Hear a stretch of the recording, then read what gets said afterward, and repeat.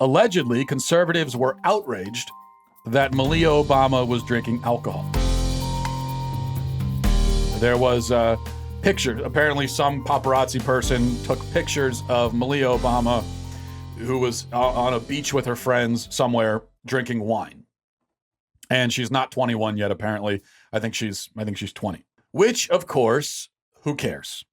The fact that this woman, who is not a public figure, not a politician, just a private citizen, out on a beach enjoying herself, the fact that she was drinking underage is of no concern to anyone, does not matter, is not relevant, is not worthy of notice at all.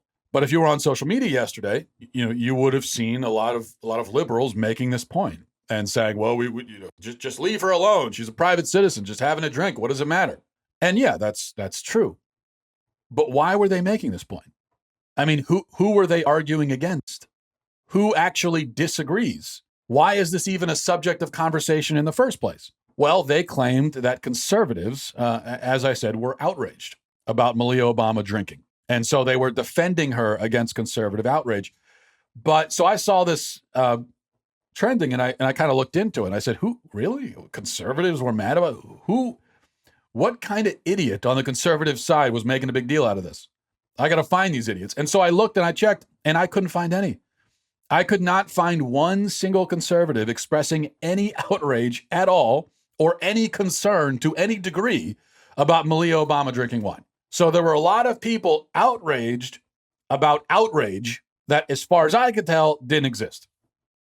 So what's going on with this? Well, this is a familiar tactic, and we've seen it before. You may remember a few years ago, when the media reported about a backlash against Starbucks because their cups weren't Christmassy enough.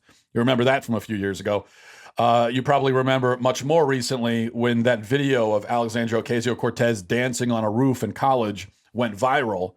And the media told us, again, that there was backlash and conservatives were outraged about the fact that she was dancing on a roof. And now we have this Malia Obama thing. What does all this have in common? Well, what it has in common is that actually almost no conservatives really cared about any of this. The Starbucks cup thing, I remember there were like 2 or 3 conservatives of relative sort of prominence online who were upset about the Starbucks cups. And that was those 2 or 3 people. Those 2 or 3 silly people were taken and extrapolated by the left into this whole conservative backlash. Same thing with Alexandria Ocasio-Cortez dancing. There were maybe a couple, like a small handful of conservatives on Twitter or whatever who were making fun of her because she danced on a roof. But everybody else didn't care. All the rest of us were like, who cares? Fine, who cares about this? But they took that and they took those 2 or 3 people and they turned it into a conservatives are outraged.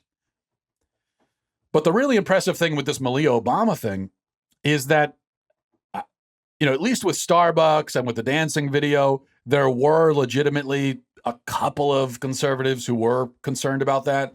And so they could take that as sort of the nucleus and then just expand it.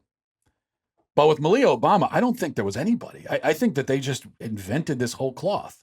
They invented this out of whole cloth. They just made this outrage appear out of thin air based on absolutely nothing. It's a clever strategy, though, because the whole point is to make conservatives look totally ridiculous and silly for being concerned about something like this, when in fact none of us were.